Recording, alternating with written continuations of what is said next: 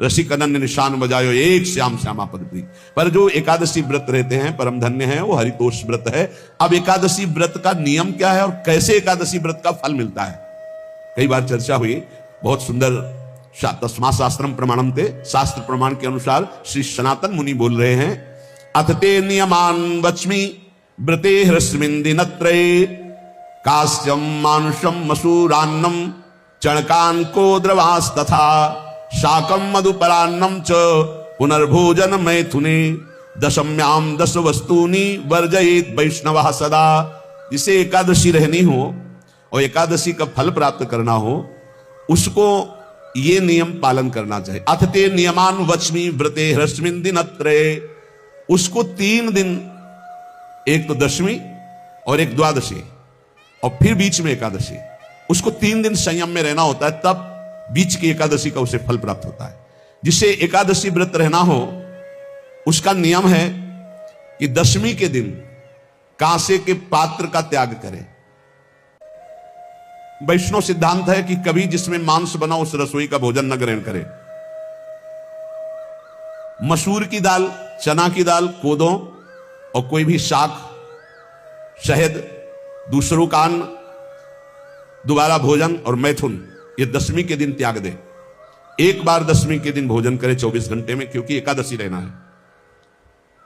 कांसे का पात्र, जिस रसोई में मांस बना उसके भोजन का त्याग, मसूर की दाल, चना, कोदो, शाक, मधु अर्थात शहद और दूसरे के द्वारा दिया हुआ भोजन और दोबारा भोजन और मैथुन क्रिया, इनका दशमी के दिन कभी भी प्रयोग ना करें।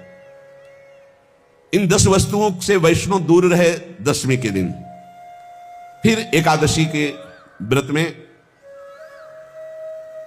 ये पीछे तो हम वर्णन कर ही चुके हैं, कहीं नहीं आया यहाँ कुटू का वो कचौड़ी पकौड़ी और सिंघाड़ा का हलवा और ये दुनिया के खीर और सब। ये एकादशी के दिन किसी भी तरह की गेम आदि क्रीड़ा ना खेलें।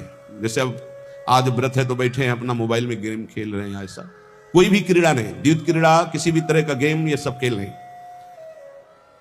द्वित क्रीड़ाम च निद्राम च तांबूलम दंत धावनम परापवादम पैशून्यम निस्तेयम हिंसाम तथा रतिम कोपम हृत वाक्यम च एकादश्याम विवर्जयेत। एकादशी के दिन उपासक को चाहिए कि वो किसी भी तरह की क्रीड़ा, मनोरंजन बिल्कुल नहीं। चनिद्राम, नींद नहीं लेनी उसको, न दिन में न रात में, एकादशी व्रत। और प्रायः पुराने महापुरुषों ने ऐसा किया है। रामदास जी डाकोर के रात में जाते थे, रणछोड़ भगवान के यहां कीर्तन करते थे जाकर, तभी तो भगवान उनके कीर्तन पर, उनकी भक्ति पर रीछ कर गाड़ी में बैठकर उनके साथ आए थे। पूरी रात जगकर कीर्तन करना, और दिन में तो सोना ही निषेध है। द्वित क्रीड़ाम च निद्राम च तांबूलम, पान खाना निषेध है एकादशी को, बिल्कुल नहीं, जो व्रत रह रहे हैं। और दंत धावनम, वृक्ष से तोड़कर जो दतून की जाती है एकादशी के दिन नहीं। परापवादम, दूसरे की निंदा करना, चर्चा करना नहीं, अर्थात अधिकतर मौन व्रत धारण करे एकादशी के दिन। पैशून्यम, चुगली करना। स्तेयम, कोई चोरी करना। हिंसाम, वाणी से, शरीर से, मन से किसी को दुख पहुंचाना। रतिम, अर्थात भोग करना, मैथुन करना। कोपम, किसी के ऊपर गुस्सा करना। अनत वाक्यम, झूठ बोलना। एकादश्याम विवर्जयेत, एकादशी के दिन ये नहीं करना चाहिए। एकादशी को एक बार कुछ फलाहार शुद्ध, अगर आपके पास कोई व्यवस्था नहीं तो थोड़ा दूध है, जल है, ऐसे आप लेकर, या थोड़ा सा फल ले लिया, थोड़ा सा फल लेकर के प्राण पोषण, एक दिन में मर नहीं जाओगे।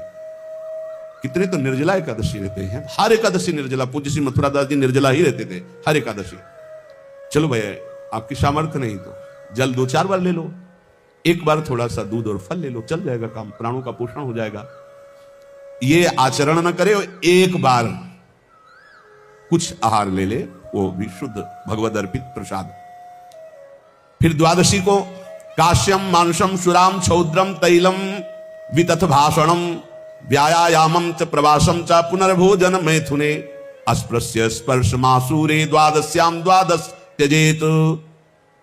कांस के पात्र में द्वादशी को भी भोजन न पावे, जिस रसोई में मांस बनाओ उसमें आहार न ले, किसी भी तरह का नशा द्वादशी को न करे, शहद न पाए, तेल के बने पदार्थ न पाए, मिथ्या भाषण न करे और बहुत शरीर का व्यायाम न करे, बहुत थकावट वाले कार्य न करे,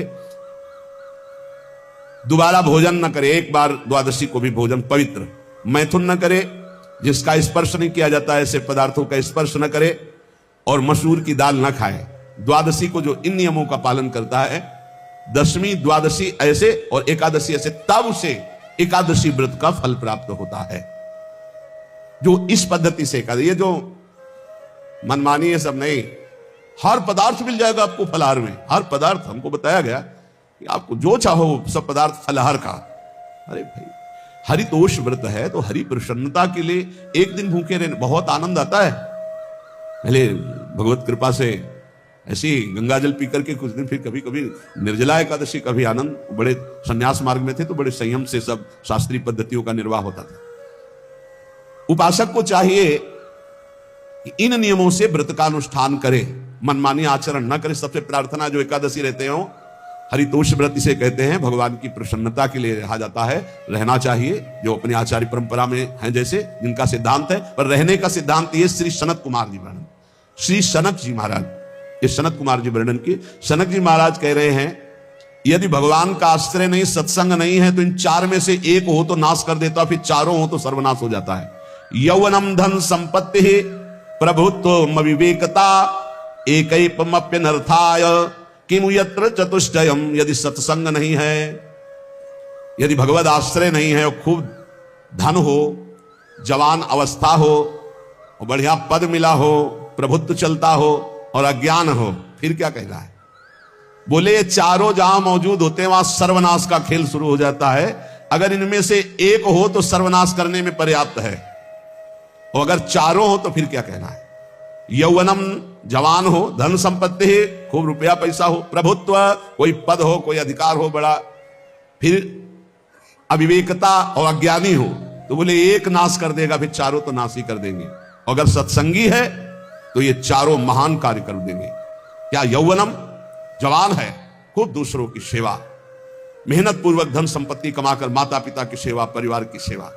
ये माता पिता, हमारा वेद कहता है, मात्र देवो भव, तैत्तरीयोपनिषद, मात्र देवो भव, पितृ देवो भव, आचार्य देवो भव, अतिथि देवो भव, यान्य नवद्यानि कर्माणि तानि सेवितव्यानि नो इतराणि, यान्यस्माकः सुचरितानि तानि तोयोपास्यानि नो इतराणि, ये के तास्माच्छेयाः सो ब्राह्मणाः तेषां त्वया स्नेन प्रश्वसितव्यम, श्रद्धया देयम, अश्रद्धया देयम, श्रिया देयम, ह्रिया देयम, भिया देयम, संविदा देयम। वेद कहता है मात्र देवो भव, माता साक्षात हमारी भगवान है। देव हरि को कहते हैं, केशव देव जैसे कहा, हरि को कहते हैं, गोविंद देव।